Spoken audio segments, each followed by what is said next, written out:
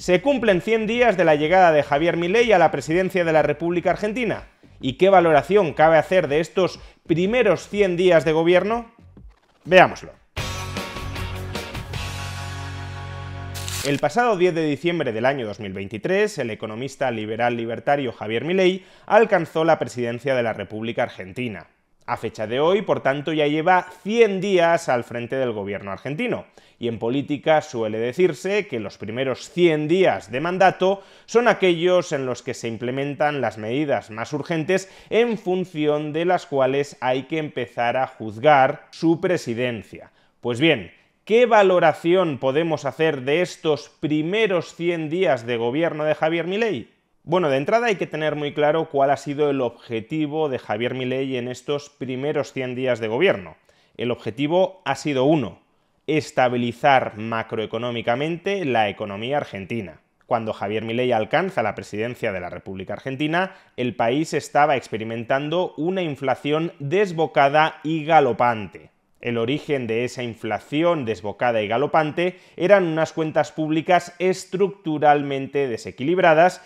y un banco central que actuaba como criado del tesoro monetizando sistemáticamente sus déficits públicos. Además, y con el objetivo de ocultar, no de solucionar, sino de ocultar las consecuencias de esta política fiscal monetaria fuertemente inflacionista, el gobierno argentino, previo a Javier Milei, había implementado regulaciones masivas por toda la economía, controles de precios, cepo cambiario, tipo de cambio oficial muy alejado del tipo de cambio real, que estaban constriñendo las fuerzas productivas del país. Estaban distorsionando fuertemente las decisiones de inversión dentro de Argentina de los ahorradores nacionales y extranjeros. Pues bien, el objetivo no totalmente concluido, pero sí bastante adelantado, de Javier Milei durante estos primeros 100 días de gobierno ha sido desarmar todo este endiablado entramado parasitario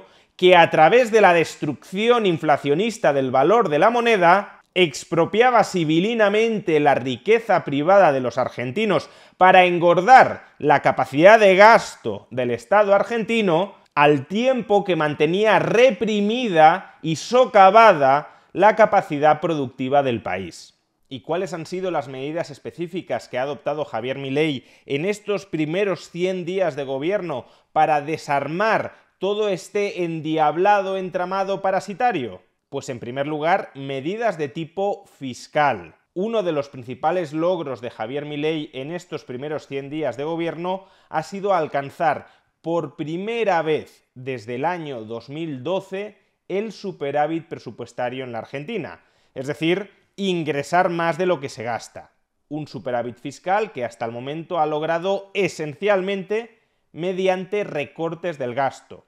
En unos casos, recortes nominales del gasto, por ejemplo, las reducciones de las transferencias discrecionales a las provincias, y por otro, y sobre todo, a través de recortes reales del gasto a través de su licuación, es decir, aumentando ciertas partidas de gasto público, como sueldos públicos o pensiones públicas, por debajo de lo que han aumentado los precios. No hay un recorte nominal de esas partidas, pero sí hay un recorte real en términos de capacidad adquisitiva de los perceptores y con respecto a su importancia sobre los ingresos del Estado argentino. Como los ingresos nominalmente han crecido más que los gastos, tanto en enero como en febrero, la Administración Pública Nacional de la Argentina ha cosechado, como decíamos, un superávit. Y el resultado de ese históricamente atípico superávit presupuestario en la Argentina, superávit no solo primario, sino también financiero, es decir, incluso computando el gasto en intereses,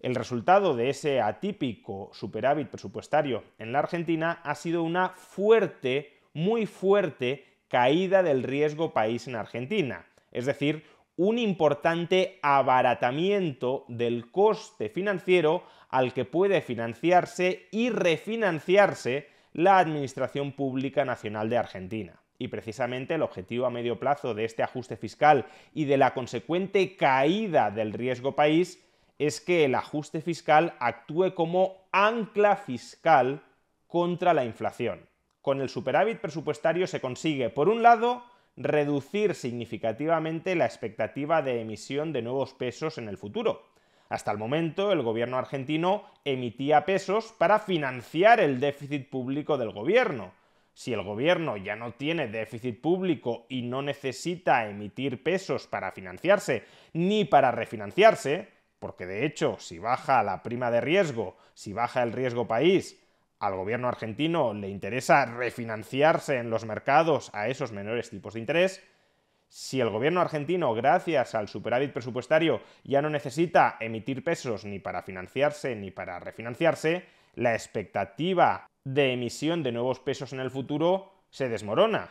No solo eso, si el superávit presupuestario se mantiene, eso significa que el gobierno argentino ingresa más pesos de los que vuelve a poner en circulación. Por tanto, ya no es que exista la expectativa de que la oferta de pesos en el futuro no va a aumentar demasiado. Es que si se mantiene el superávit presupuestario, la expectativa es que la oferta de pesos se va a reducir en el futuro, lo cual convierte al peso en una mejor moneda, eleva la demanda de pesos en relación con su oferta y, por tanto, apuntala el valor del peso. Y un valor del peso apuntalado significa, a medio plazo, estabilidad de precios. Esa es la lógica del ancla fiscal que pretende alcanzar Javier Milei y para la cual, de momento, en sus primeros 100 días de gobierno, ya ha dado un paso de gigante a través del superávit presupuestario. Hablemos ahora de las medidas de política monetaria que ha adoptado Javier Milei en sus primeros 100 días de gobierno.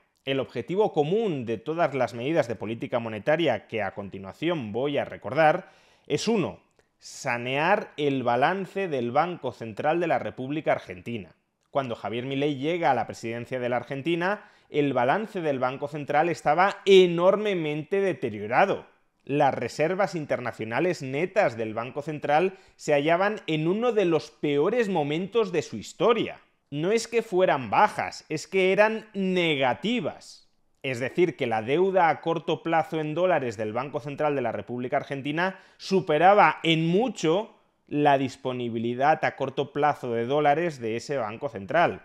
Y cuando digo en mucho, me refiero a que lo superaba en más de 10.000 millones de dólares. Y eso sin computar otros pasivos a corto plazo en dólares que tenía el Banco Central de la República Argentina. Por ejemplo, la deuda con los importadores argentinos, una deuda de hasta 50.000 millones de dólares. Pues bien, como decía, con respecto al Banco Central, Javier Milei ha buscado sanear su balance y lo ha hecho tanto incrementando las reservas netas, que si bien siguen siendo negativas, son bastante menos negativas que cuando llegó Milei al poder. Ahora mismo las reservas netas son negativas por valor de 4.000 millones de dólares. Cuando llegó Milei al poder, 10.000 millones de dólares en negativo. Por tanto, ya se está en camino de alcanzar reservas netas cero o positivas y, por otro lado, también ha saneado el balance del Banco Central, solventando el problema de la deuda del Banco Central con los importadores. Concretamente, ¿qué ha hecho Milei? En primer lugar, devaluó el tipo de cambio oficial para acercarlo al tipo de cambio de mercado y así reducir la enorme brecha cambiaria que se encontró cuando alcanzó la presidencia de Argentina. Reducir la brecha cambiaria hasta prácticamente eliminarla, que es la situación en la que nos encontramos hoy, 100 días después de que Milei llegara al gobierno, no solo es positivo porque nos acerca a la unificación cambiaria, sino que además permite sanear la situación financiera del Banco Central. Antes de devaluar, el Banco Central de la República Argentina se comprometía, se obligaba a entregar $1 a cambio de 400 pesos. Dicho de otra manera, con cada dólar que el Banco Central de la República Argentina tuviese en reservas, era capaz de cancelar 400 pesos de base monetaria o, si lo queremos entender así, 400 pesos de deuda del Banco Central de la República Argentina. Pues bien, después de devaluar el peso, acercándolo a su tipo de cambio real, de mercado, con cada dólar a disposición del Banco Central, esa institución es capaz de cancelar de retirar de circulación no 400 pesos, sino 800 pesos. Por tanto, claro, lo que consigue la devaluación, que es meramente sincerar el tipo de cambio oficial con respecto al tipo de cambio de mercado, lo que consigue la devaluación es incrementar de manera muy sustancial los activos del Banco Central en relación con sus pasivos. Y si tú aumentas los activos de una entidad en relación con sus pasivos, lo que estás haciendo es recapitalizar esa entidad. No solo eso, sino que además, como ya hemos comentado, el Banco Central de la República Argentina tenía una deuda tácita que no figuraba en el balance del Banco Central, tenía una deuda implícita muy grande con los importadores en Argentina. Les había prometido entregarles una determinada cantidad de dólares a cambio de recibir 400 pesos por dólar y todavía no les había entregado los dólares que se había obligado ese Banco Central a entregarles a los importadores, de tal manera que los importadores habían recibido la promesa pública de recibir dólares, se habían comprometido a pagar dólares a sus vendedores extranjeros, pero no tenían dólares porque el Banco Central no estaba cumpliendo con su palabra, no les estaba dando los dólares que les había dicho que les iba a entregar. Pues bien, al devaluar no solo estás encareciendo el precio en pesos que han de pagar esos importadores para recibir los dólares, minimizando el quebranto que esa deuda no pagada suponía para el Banco Central, sino que además lo que hizo el Banco Central fue tratar de refinanciar a medio plazo esa deuda que mantenía con los importadores, y lo hizo emitiendo un nuevo tipo de bonos con un plazo de amortización superior a un año, que son los bonos BOPREAL. Al colocar estos bonos, el Banco Central de la República Argentina absorbe pesos de circulación y se compromete a entregar dólares en el futuro, 2025, 2026, etc. De tal manera que un importador, si no tiene mucha urgencia a recibir los dólares que el Banco Central le había prometido entregar, o si es capaz de obtener por otras vías una línea de crédito en dólares que amortizará en el futuro con los dólares que le entregará más adelante el Banco Central de la República Argentina, en cualquiera de estos supuestos lo que puede hacer un importador es comprar estos bonos entregando pesos hoy y recibiendo más adelante en el futuro los dólares que necesita o para pagar a sus proveedores extranjeros o para amortizar la línea de crédito que haya recibido hoy en dólares para poder pagar hoy a sus proveedores extranjeros. Con estos bonos, por tanto, no solo se regulariza la deuda que el Banco Central tenía con los importadores, sino que además esa deuda se refinancia a largo plazo, ejerciendo, en consecuencia, menos presión adversa sobre el tipo de cambio. Si el Banco Central emite pesos para comprar dólares, esos pesos que ha emitido posteriormente se inmovilizan a medio plazo en estos bonos BOPREAL y por tanto no ejercen presión negativa ni sobre los precios ni sobre el tipo de cambio. Y gracias a estas dos políticas que han contribuido a sanear el balance del Banco Central, la devaluación del peso y la regularización de la deuda con los importadores a través de la emisión del bono BOPREAL, lo que ha conseguido el Banco Central es, por un lado, reducir el tipo de interés que se ve obligado a pagarle a sus acreedores a corto plazo, los inversores en pasivos financieros del Banco Central, en un comienzo PASES y LELIQs, actualmente solo PASES porque las LELIQs han sido eliminadas. Pues bien, el tipo de interés que el Banco Central paga a los inversores en estos pasivos financieros a corto plazo del Banco Central, que es una forma de inmovilizar los pesos a corto plazo para evitar que ejerzan influencia negativa sobre la inflación o sobre el tipo de cambio, ha pasado del 133% en el caso de las LELIQs o del 100% en el caso de los PASES a, en ambos casos, el 80% en la actualidad. Como el Banco Central está más saneado, como parte de los pasivos a corto plazo del Banco Central se han refinanciado a medio plazo, el Banco Central no necesita ofrecer tipos de interés tan altos para que los inversores en su deuda a corto plazo, actualmente PASES, no den el salto al dólar depreciando todavía más el tipo de cambio. Es decir, como el Banco Central es más solvente y es más líquido, puede pagar tipos de interés más bajos a sus acreedores sin que sus acreedores huyan de sus títulos de deuda. Y al pagar tipos de interés más bajos, su situación financiera también mejora, porque el aumento explosivo, exponencial, de los pasivos financieros del Banco Central de la República Argentina, de los PASES, se ha frenado, lo cual reduce, por tanto, la expectativa de oferta monetaria futura. Y por eso, por cierto, el tipo de cambio de mercado entre el peso y el dólar se halla más o menos estabilizado, con sus vaivenes al alza y a la baja, porque sigue habiendo muchísima incertidumbre sobre el futuro de Argentina, pero durante los últimos 100 días el tipo de cambio esencialmente se ha mantenido estable. Y además, todo lo anterior también ha permitido que el Banco Central haya ido comprando dólares contra la emisión de pesos sin que esa emisión de pesos esté presionando negativamente sobre el tipo de cambio y sobre la inflación. De ahí que las reservas en dólares del Banco Central hayan aumentado de manera muy sustancial, casi en 10.000 millones de dólares, y de ahí que, como hemos visto antes, sus reservas netas hayan aumentado en alrededor de 6.000 millones de dólares. Todo eso en tan solo 100 días. Pero ¿cuál es el objetivo a medio plazo de sanear el balance del Banco Central? Pues como ya ha sucedido durante estos primeros 100 días, estabilizar el tipo de cambio.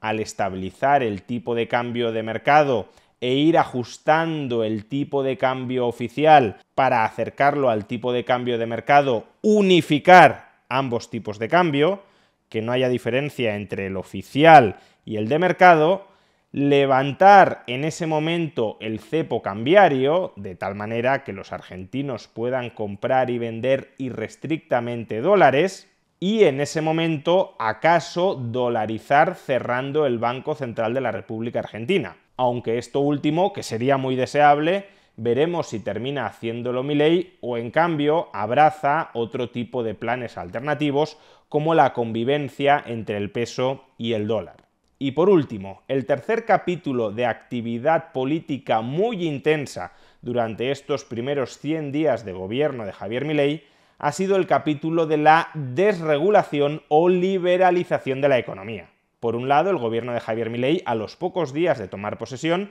aprobó un decreto de necesidad y urgencia que liberalizaba múltiples sectores dentro de la economía argentina. Por ejemplo, derogaba la ley de control de alquileres que ha permitido aumentar la oferta de viviendas en alquiler dentro del país hasta los niveles más elevados de los que se tiene registro. Y por otro lado, quiso ampliar todavía más este paquete liberalizador y desregulador y privatizador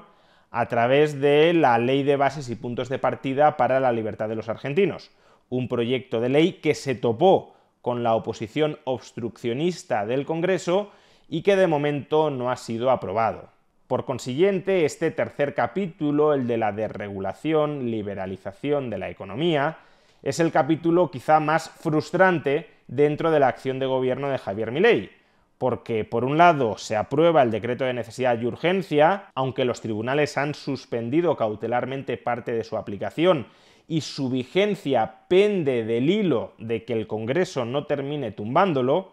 y por otro lado se promueve la Ley de Bases y Puntos de Partida para la Libertad de los Argentinos y el Congreso la tumba. Es decir, que en materia fiscal y monetaria se ha trabajado mucho y se ha conseguido mucho. En materia de desregulación o liberalización se ha trabajado mucho, pero se ha conseguido bastante poco porque no depende del gobierno de Javier Milei, sino que depende de que el Congreso autorice esa desregulación / liberalización y de momento el Congreso está en una posición obstruccionista. ¿Y cuál es el objetivo a medio plazo de promover esta desregulación, liberalización de la economía? Pues desatar las fuerzas productivas del país para impulsar un crecimiento económico mucho más acelerado y saludable que hasta el momento. Lo hemos visto en el caso de los inmuebles en alquiler.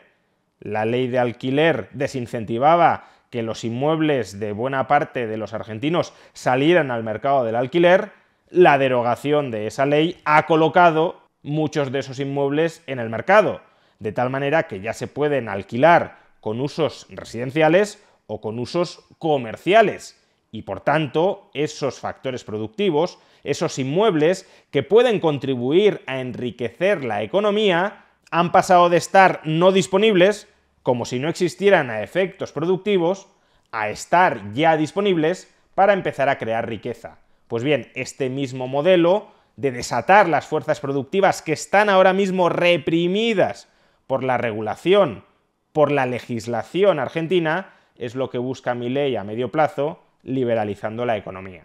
Así pues, en los primeros 100 días de gobierno de Javier Milei se ha aplicado un plan económico muy ambicioso, muy bien orientado y que si perdura en el tiempo permitirá que Argentina vuelva a generar riqueza. Sin embargo, ese plan económico muy ambicioso, muy contundente, muy amplio, en el corto plazo está siendo muy duro para muchos sectores de la sociedad argentina. Durante sus primeros 100 días de gobierno, la economía argentina también ha entrado en recesión, los ingresos reales de muchísimos argentinos, trabajadores, pensionistas, se han hundido incluso por debajo del nivel al que los dejó la administración peronista, y los índices de pobreza, que ya eran muy altos e inaceptables, han seguido aumentando. La razón es sencilla: el ajuste fiscal que ha permitido sanear el presupuesto a corto plazo ha tenido una influencia contractiva sobre la actividad económica y sobre aquellos que vivían de las transferencias del presupuesto estatal.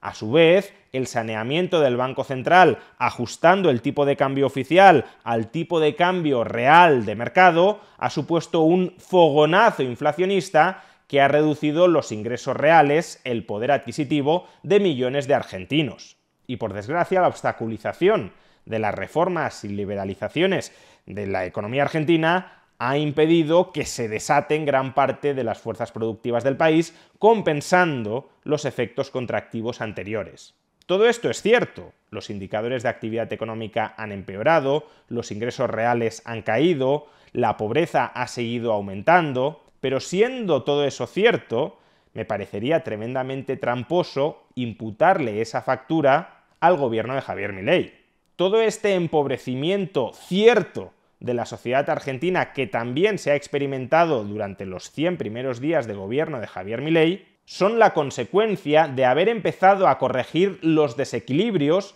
que el gobierno peronista anterior le legó a Javier Milei. Javier Milei se encuentra con desequilibrios macroeconómicos gigantescos, innegables, incuestionables, en materia de inflación, de déficit público, de depreciación y desajuste cambiario, de inflación reprimida en forma de regulaciones y controles estatales que distorsionaban la actividad productiva, etc. Y Javier Milei dice: vamos a corregir estos desequilibrios porque la economía argentina se está orientando hacia el desastre, hacia la calamidad, hacia la hiperinflación, hacia el hundimiento, hacia el default. Y claro, al tomar medidas para corregir esos desequilibrios, se sincera la situación económica real del país y se empiezan a pagar las facturas que hasta el momento solo estaban latentes en forma de esos desequilibrios. ¿Pero por qué hay que pagar esas facturas que están empobreciendo al pagarlas a los argentinos? Pues porque el gobierno peronista anterior dejó los cajones llenos de esas facturas que ahora, al pagarlas, para corregir los desequilibrios, están empobreciendo a los argentinos. Esto es como si tuvieras a una persona borracha al borde del coma etílico y un médico dice: vamos a estabilizarte, deja de beber, pasa la resaca y posteriormente ya estará recuperado. Y cuando está atravesando la resaca, esa persona que estaba al borde del coma etílico se empieza a quejar de que sufre unos dolores tremendos y que preferiría seguir bebiendo para no pasar la resaca. Y sí, si le sigues dando alcohol no entrará en resaca y no sentirá esos dolores, pero terminará muriendo. Y si le quitas el alcohol, pasará por un periodo de resaca. Ahora bien, ¿por qué está pasando por ese periodo de resaca? Pues porque previamente se emborrachó al borde del coma etílico. Pues bien, Javier Milei no es el que emborrachó al borde del coma etílico a la economía. Es el médico que la está haciendo pasar por el periodo de resaca como etapa de estabilización previa a la recuperación saludable. Por supuesto, si a medio plazo todos estos indicadores anteriores que hemos mencionado, los índices de pobreza, la actividad económica, los ingresos reales, si todos estos indicadores no mejoraran a medio plazo, sí que podríamos decir que las políticas económicas de Javier Milei han fracasado, porque el objetivo de sus políticas económicas es que todos estos indicadores mejoren a corto plazo. Pero es que los primeros 100 días de gobierno no es el periodo temporal en el que iban a mejorar esos indicadores, es el periodo temporal en el que se está tratando de estabilizar al paciente para que, superada la estabilización, frenada la inflación galopante, saneadas las cuentas públicas, reajustado el tipo de cambio, liberalizada la economía, cuando todo eso suceda, el paciente pueda salir adelante. Pero a ese paciente quien lo emborrachó fue el gobierno peronista y, por tanto, la resaca, los dolores, el empobrecimiento que está sufriendo en estos momentos es consecuencia de haberle dado tanto y tan malo alcohol durante tanto tiempo.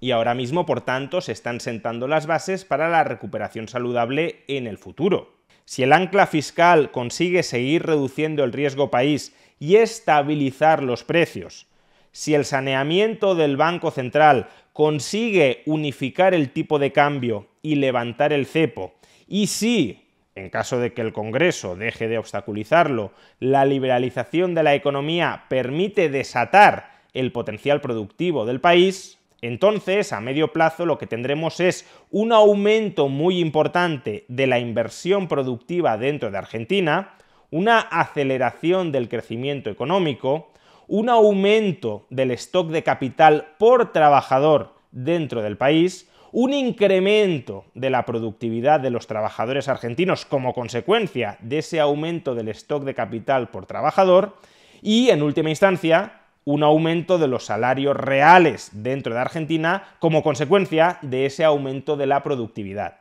Pero todo eso, es evidente, no puede lograrse solo en 100 días. En 100 días únicamente se pueden empezar a sentar las bases para que todo eso suceda a medio plazo. Y eso, sentar las bases para un crecimiento sostenible y saludable a medio plazo en Argentina, es lo que sí ha hecho el gobierno de Javier Milei en sus primeros 100 días.